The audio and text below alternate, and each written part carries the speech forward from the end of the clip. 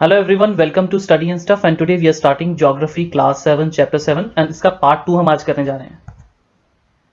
So topics आज जो हम कवर करेंगे वो है हमारे ये वाले। ये सारे टॉपिक्स हम इस वीडियो में कवर करने वाले हैं और बाकी के ऊपर जितने भी टॉपिक्स हैं वो सारे हम फर्स्ट पार्ट में कवर कर चुके हैं। अगर आपने फर्स्ट पार्ट नहीं देखा है तो आप ऊपर आई बटन में चले जाइए या फिर आपको नीचे डिस्क्रिप्शन में फर्स्ट पार्ट मिल जाएगा और वहां से आप फर्स्ट पार्ट को देखिए और उसके बाद आप सेकेंड पार्ट पे आइए। अब देखो ट्रांसपोर्ट क्या होता है।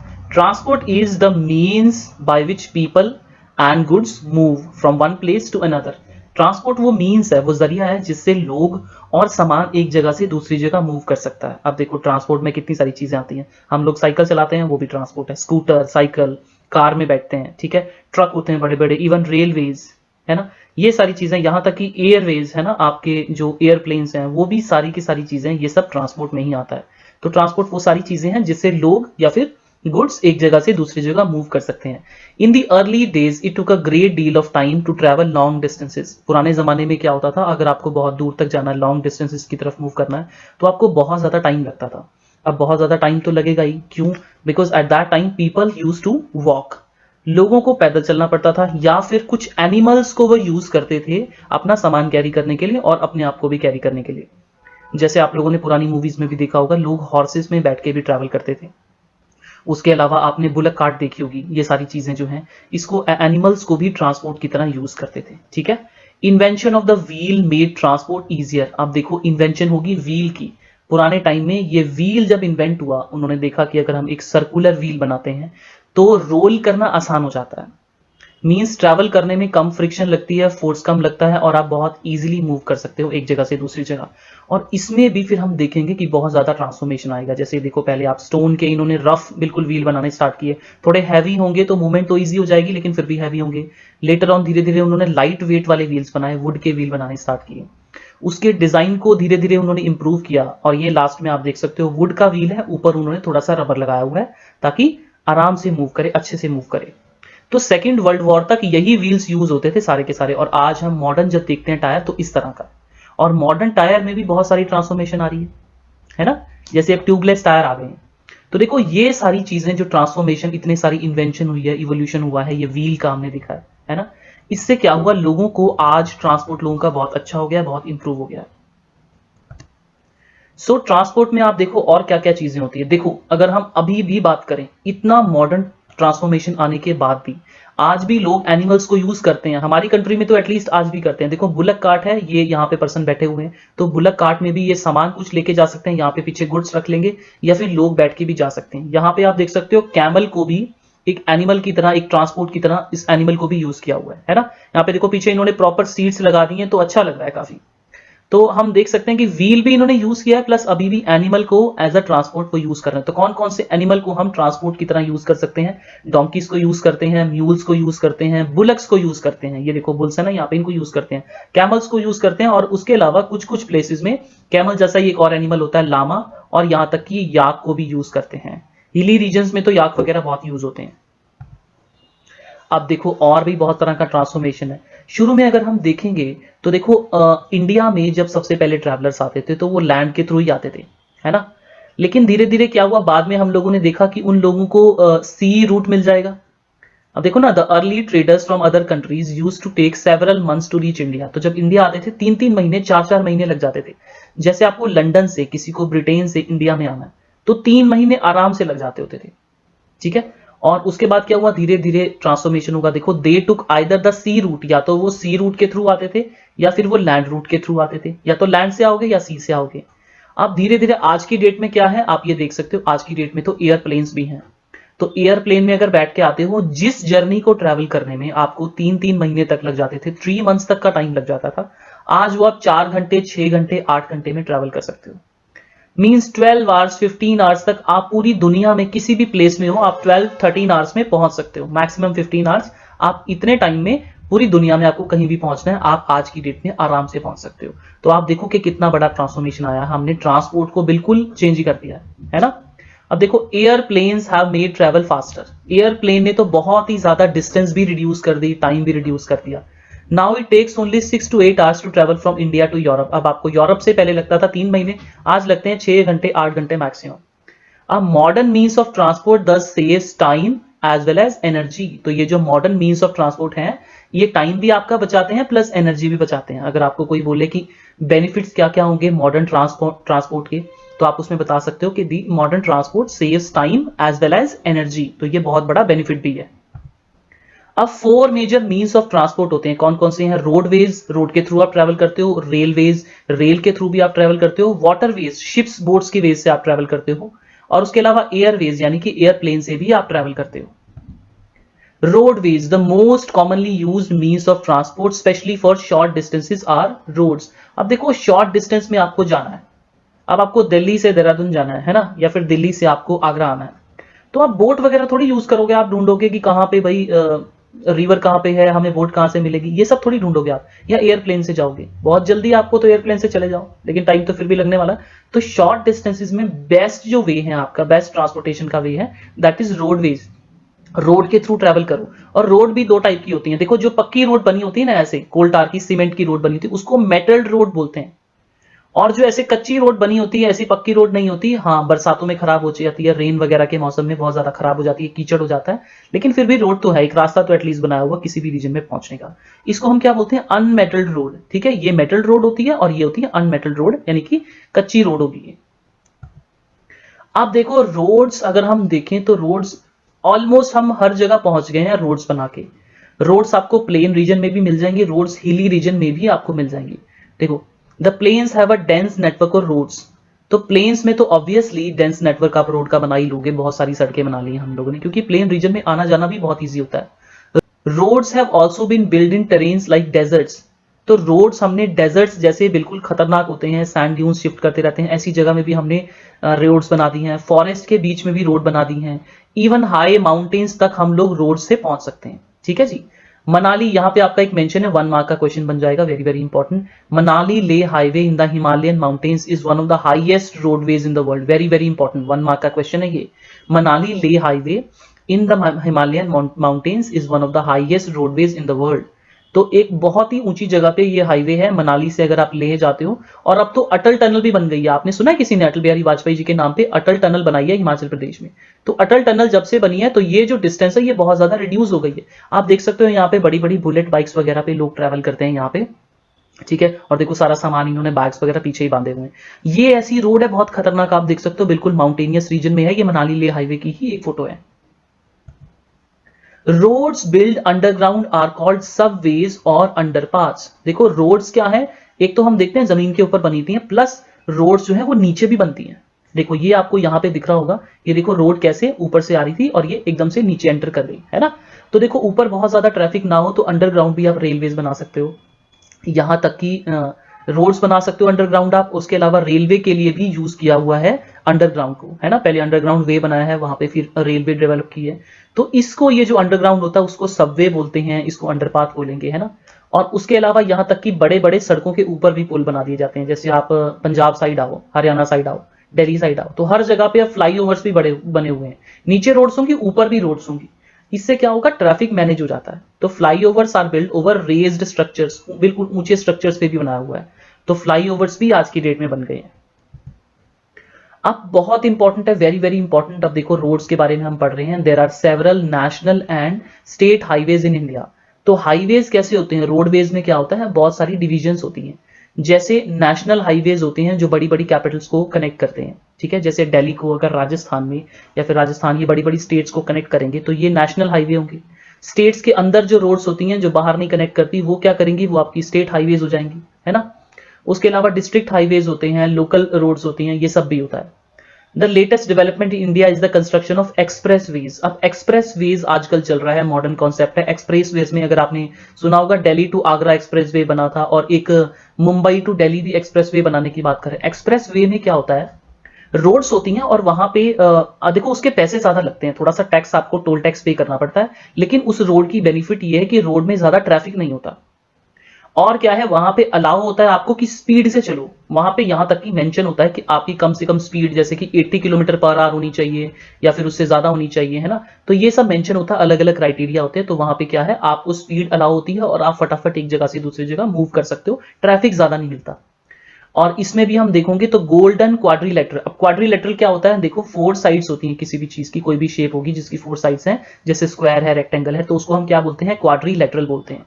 इसको गोल्डन क्वाड्रिलेटरल क्यों बोलते हैं, देखो 4 मेट्रो सिटीज हैं, बड़ी बड़ी मॉडर्न सिटीज हैं, है ना, मेगा सिटीज हैं, दिल्ली, मुंबई, चेन्नई एंड कोलकाता।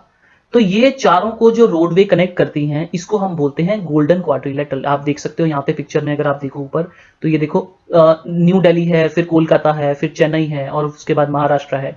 बड़ी बड़ी बीच में इंपॉर्टेंट सिटीज हैं, उन सबको भी कनेक्ट किया हुआ है। तो गोल्डन क्वाड्रिलेटरल ये अटल बिहारी वाजपेयी जी के टाइम पे बनाई गई थी ये सड़क, और बहुत ही इंपॉर्टेंट है, बहुत ज्यादा डेवलपमेंट हुई इससे हमारी कंट्री की। इसके बारे में आप चाहो तो गूगल कर सकते हो। और रेलवेज, रेलवेज की हम बात करें तो ये देखो शिमला, आपकी शिमला स्टेशन की पिक्चर है ये मैं हूं यहाँ पे। तो ये मैंने जब शिमला विजिट किया था तो उस टाइम की फोटो है ये, देखो। The railways carry heavy goods and people over long distances quickly and cheaply.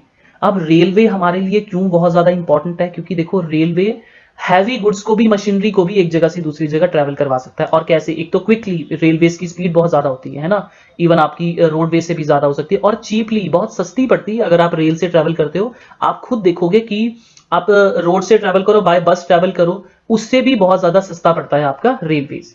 और बेनिफिट इसका आपने देख लिया, एक तो चीप पड़ता है, बहुत सस्ता होता है, उसके अलावा आप एक जगह से दूसरी जगह क्विकली मूव कर जाते हो, प्लस हैवी गुड्स भी एक जगह से दूसरी जगह जा सकते हैं, भारी सामान भी ले जा सकते हो। Advance technological skills have enabled laying of railway lines in difficult mountain terrains. अब देखो आजकल जो टेक्नोलॉजी है, हम माउंटेन्स में भी, बहुत हैवी माउंटेन्स में रेलवेज वैसे पॉसिबल नहीं होती, लेकिन आप देख सकते हो शिमला का एक एग्जांपल है, दार्जिलिंग का एग्जांपल है। तो ये सारी कुछ एग्जांपल्स हैं जहां पे हाई माउंटेन्स में भी टेक्नोलॉजी ने ये पॉसिबल किया है कि आप यहाँ पे हाई स्पीड ट्रांसपोर्ट डेवलप कर सकते हो, जिसका एक एग्जांपल है रेलवेज। आप कभी शिमला आओ तो ये टॉय ट्रेन है, ये नॉर्मल ट्रेन से बहुत छोटी होती है, स्पीड भी इसकी कम होती है, ज्यादा नहीं होती। आप कभी आओ तो यहाँ पे जरूर विजिट करना। Indian railway network is well developed, it is the largest in Asia. Asia में अगर किसी भी कंट्री में लार्जेस्ट सिस्टम रेलवे का बना है तो वो इंडिया में ही है। 1 मार्क का आपका एक और क्वेश्चन हो गया यहां से। अब ये एक 1 मार्क का वेरी वेरी इंपॉर्टेंट एक और क्वेश्चन आपका हो जाएगा। देखो, train from Xining to Lhasa runs at an altitude of 4000 metre above sea level and the highest point is 5072 metre. तो आप देख सकते हो हाईएस्ट पूरी दुनिया में, पूरी अर्थ में, अगर किसी जगह पे हाईएस्ट रीजन में कोई रेलवे डेवलप हुई है तो उसका बेस्ट एग्जांपल यही है, शीनिंग टू लहासा। चाइना का जो तिब्बत रीजन है उसमें ये ट्रेवल करती है रेलवे, ठीक है। और एवरेज इसकी हाइट कितनी है आप देख लो, 4000 मीटर अबव सी लेवल, यानी कि सी लेवल से 4 किलोमीटर ऊपर है ये रेलवे। आप देखो बहुत हाइट है ये, और इसका जो हाईएस्ट पॉइंट है वो आपका 5072 मीटर, 5 किलोमीटर के आसपास। The trans Siberian railway is the longest railway system connecting Saint Petersburg in western Russia to Vladivostok in the Pacific coast. आप देख सकते हो, आपको यहाँ पे पिक्चर में नजर आएगा, दिस इज व्लादिवोस्टॉक, और इसको कनेक्ट किया हुआ है सेंट पीटर्सबर्ग से। तो ये पूरी की पूरी सारी कंट्री है रशिया। रशिया के अलावा और भी कंट्रीज हैं जिसमें यहीं से लाइंस जाती हैं, ऐसे ऐसे करके इसी मेन रेलवे को कनेक्ट किया हुआ है। तो सबसे पहले अभी हमने देखी हाईएस्ट अगर कहीं पे रेलवे है, अब ये है लॉन्गेस्ट रेलवे सिस्टम। ये जो ट्रांस साइबेरियन रेलवे है, ये भी आपका 1 मार्क का क्वेश्चन है। ये सेंट पीटर्सबर्ग से लेके रशिया के, आप देख सकते हो, वेस्टर्न रीजन से लेके ईस्टर्न रीजन सबको कनेक्ट कर देती है। तो बहुत ही ईजी हो जाता है। उसके अलावा इसमें से बहुत सारे रीजन है, जैसे आपका इसके अलावा आप देखो तो जैसे कजाकिस्तान जाना है तो यहाँ से भी इसको कनेक्ट किया हुआ है, मंगोलिया जाना है यहाँ से कनेक्ट किया हुआ है, चाइना से इसको कनेक्ट किया हुआ है। उसके अलावा आपका नॉर्थ कोरिया है यहाँ पे, साउथ कोरिया है, तो इसको भी यहाँ पे इस रीजन से कनेक्ट किया हुआ है। तो ये लॉन्गेस्ट रेलवे सिस्टम है। वाटरवेज की अब हम बात कर लेते हैं। देखो, waterways are the cheapest for carry heavy and bulky goods. देखो रेलवेज भी है, लेकिन चीपेस्ट, उससे भी ज्यादा सस्ता पड़ेगा तो वो पड़ेगा आपको वाटरवेज। आप बोट के थ्रू ट्रैवल कर सकते हो, आप शिप्स, बड़ी बड़ी शिप्स के थ्रू ट्रैवल कर सकते हो, है ना। और अब तो बहुत ही ज्यादा अगर आपको एंजॉय करना तो क्रूज शिप्स होती हैं, ये आपको नीचे दिख रहा होगा, ये क्रूज शिप होती है। यहाँ पे क्या होता है, सब कुछ बना होता है, जिम होता है, स्विमिंग पूल होता है, अच्छा सा गार्डन भी बीच में बना होता है, शॉप्स होती है, मॉल होते हैं यहाँ पे बड़े बड़े शॉपिंग के लिए, सिनेमा हॉल होता है, सारी चीजें एक ही शिप पे सब आपको मिल जाता है। एक छोटी सी सिटी की तरह हो जाएगा ये, तो लोग एंजॉय करने इस पे भी जाते हैं। देखो, waterways are the cheapest for carrying heavy and bulky goods over long distances. They are mainly of two types. Two types कौन कौन से होंगे, इनलैंड वाटरवे होगा और एक सी रूट होगा। सी रूट माने बड़े बड़े सी में, ओशंस में जब आप ट्रैवल करोगे तो वो होगा आपका सी रूट। और इनलैंड वाटरवे क्या होंगे, लैंड के अंदर भी आप बड़ी बड़ी शिप्स चला सकते हो। किस में चला सकते हो? रिवर्स में चला सकते हो। ये आप देख सकते हो कंट्री के बीचों बीच है, देखो बड़ी बड़ी रिवर्स है ना, बहुत ज्यादा वाटर है यहाँ पे, तो आप बड़ी बड़ी शिप्स या फिर बोट्स आप यहाँ पे भी चला सकते हो। अब इसके लिए आपको क्या चाहिए? अगर आपको इनलैंड वाटरवे डेवलप करना है तो इसके लिए आपको चाहिए नेविगेबल रिवर। यहां पे आप देख सकते हो नेविगेबल रिवर। अब देखो रिवर तो हम सबको पता है ना, तो नेविगेबल रिवर का क्या मतलब हुआ? देखो नेविगेबल रिवर वो होती है जिसमें आप बोट चला सकते हो। अब अगर बीच में कहीं डैम है या बीच में कोई ऑब्स्ट्रक्शन है, हाइट है, बहुत वाटरफॉल बना हुआ है, तो क्या उस जगह पे आप बोट चला सकते हो? बहुत डिफिकल्ट है ना, पॉसिबल ही नहीं है। तो हम ये देखते हैं कि क्या रिवर बिल्कुल प्लेन रीजन में है ना, इजीली आप वहां पे बोट चला सकते हो। तो जिस रिवर में या जिस रिवर के जिस रीजन में आप आराम से चला सकते हो बोट वगैरह, उसको बोलते हैं नेविगेबल पार्ट या फिर नेविगेबल रिवर, है ना जी।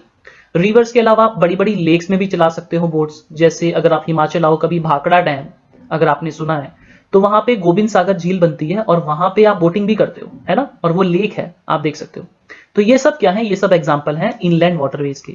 सम of the important inland waterways are Ganga Brahmaputra system. देखो गंगा रिवर में आपको पता होगा हरिद्वार के आसपास सारी बोट्स वगैरह चलती हैं, है ना, तो ये बहुत ही इंपॉर्टेंट है। गंगा ब्रह्मपुत्रा रिवर सिस्टम है, यहाँ पे इनलैंड वाटरवेज हैं।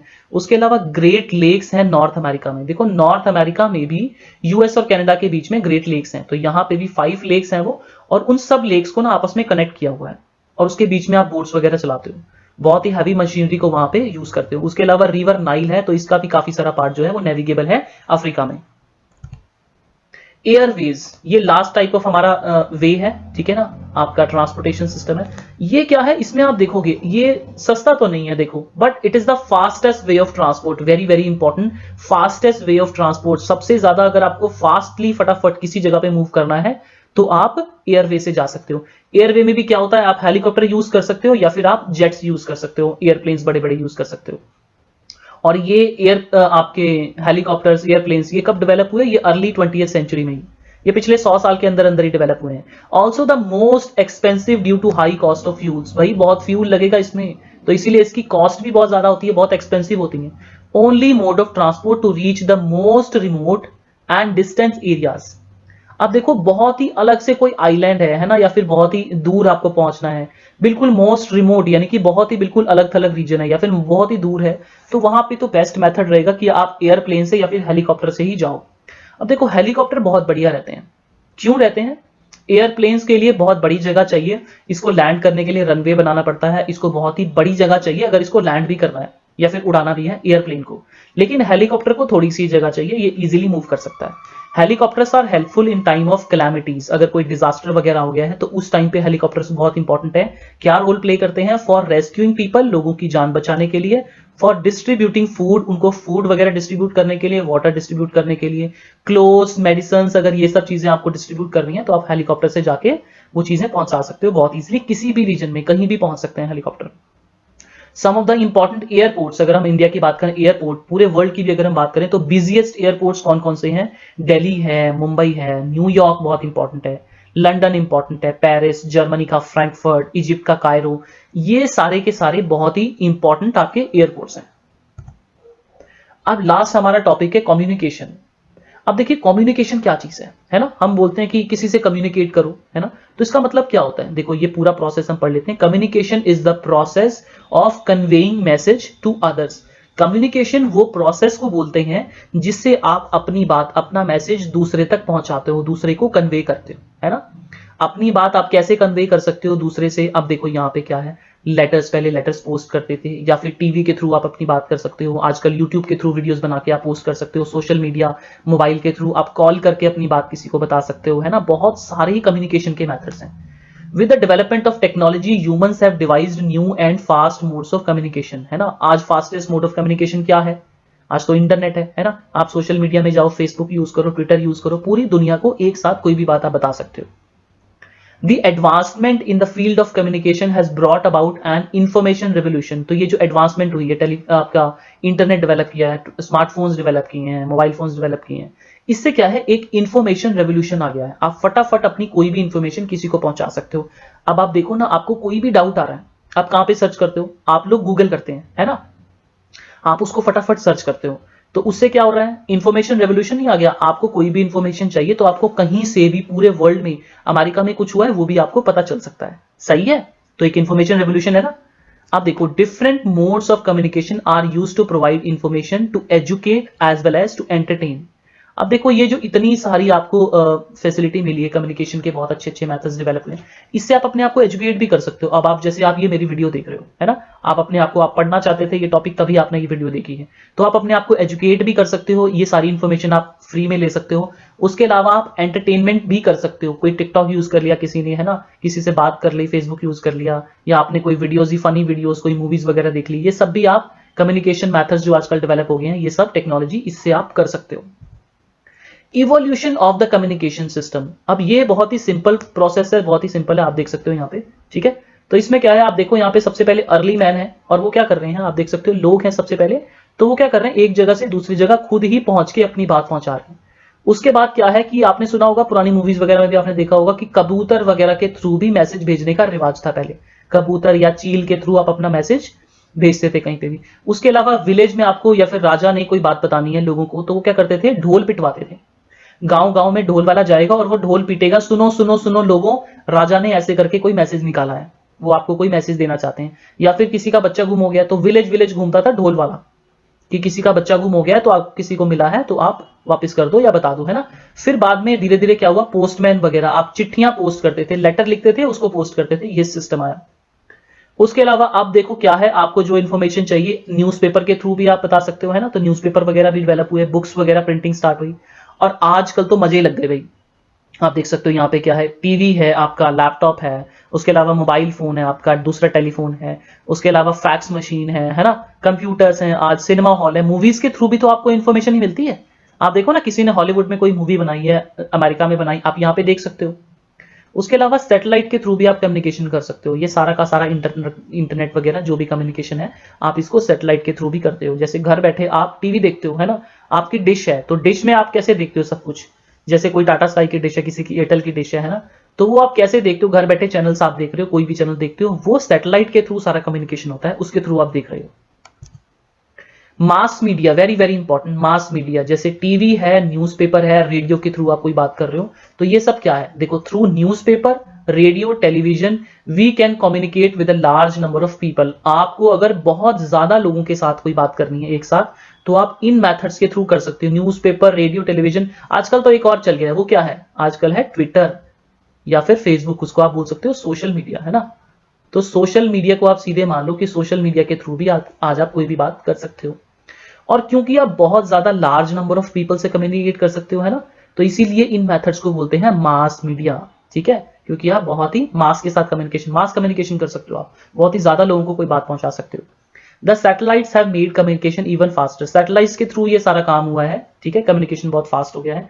Satellites have developed in oil exploration, अगर आपको पेट्रोलियम ढूंढना है, पेट्रोल ढूंढना है, तो उसमें भी, ऑयल एक्सप्लोरेशन में भी सैटेलाइट हेल्प करती हैं। सर्वे करती हैं किसी रीजन का, ठीक है, जैसे फॉरेस्ट का करना है, कौन सी वुड है, कितना बड़ा फॉरेस्ट है ना, कौन कौन से ट्रीज हैं, ये सब भी हो जाता है। अंडरग्राउंड वाटर, किसी रीजन में ग्राउंड वाटर कितना बचा है या फिर कितना ज्यादा है, ये सब भी आप सैटेलाइट के थ्रू देख सकते हो। मिनरल वेल्थ, कहीं पे आयरन है, कहीं पे कॉपर है, कहीं पे गोल्ड मिलना है, तो ये भी सब आप सर्च कर सकते हो। Weather forecast, very very important, कल धूप निकलेगी या बारिश होगी, क्या होगा, या फिर उसके अलावा कोई डिजास्टर तो नहीं आ रहा है ना, जैसे कहीं पे कोई साइक्लोन तो नहीं आने वाला है, कहीं पे तूफान तो नहीं आएगा, कोई स्टॉर्म तो नहीं आएगा, तो ये सारी इंफॉर्मेशन आपको सैटेलाइट्स के थ्रू मिल जाती है। Wireless telephonic communication through cellular phone, cell phone बोलते हैं, मोबाइल फोन बोल लेते हो आजकल आप लोग, है ना, तो सेल फोन के थ्रू भी जो वायरलेस कम्युनिकेशन है, इससे भी बहुत कुछ हेल्प मिली है, इससे भी बहुत मदद मिली है। इंटरनेट, लास्ट टॉपिक हमारा अभी का, internet. Internet not only provides us with world wide information and interaction but also made our lives more comfortable. देखो, इंटरनेट से आपको पूरी दुनिया की इंफॉर्मेशन भी मिलती है, आप इंटरेक्ट भी कर पाते हो लोगों से, आप कनेक्ट भी हो सकते हो, किसी से भी बात कर सकते हो। यूएस में आपका कोई फ्रेंड रहता है, कोई लंदन में रहता है, आप उनसे बात कर सकते हो, या फिर वहां पे रहने वाले जो लोग हैं उनसे भी आप फेसबुक के थ्रू, ट्विटर के थ्रू कनेक्ट हो सकते हो, बात कर सकते हो, है ना। और इंटरनेट से हमारी जो लाइव्स हैं, हमारी जो जिंदगी है, वो बहुत ज्यादा कंफर्टेबल हो गई है। कंफर्टेबल कैसे हुई है, देखो, पहले क्या करना पड़ता था आपको, जैसे आपको किसी को चिट्ठी लिखनी है, तो आपने आज चिट्ठी लिखी, कल को पोस्ट की, फिर 2 या 3 दिन में आपको जो पोस्टमैन है वो लेके जाएगा, फिर तीन तीन चार दिन पहुंचने में लगेंगे, पहले तो और ज्यादा दिन लगते थे। फिर 3-4 दिन में वो लेटर पहुंचेगा, फिर वो जो पर्सन है वो उसका रिप्लाई लिखेंगे, है ना, उसकी बात लिखेंगे और फिर वो पोस्ट करेंगे, 3-4 दिन उसमें लग जाएंगे, फिर 6-7 दिन में आपके पास रिप्लाई आएगा। तो आपको एक सिंपल सी बात करनी है और उसके लिए आपको 8-10 दिन लग जाते थे एक सिंपल कम्युनिकेशन में।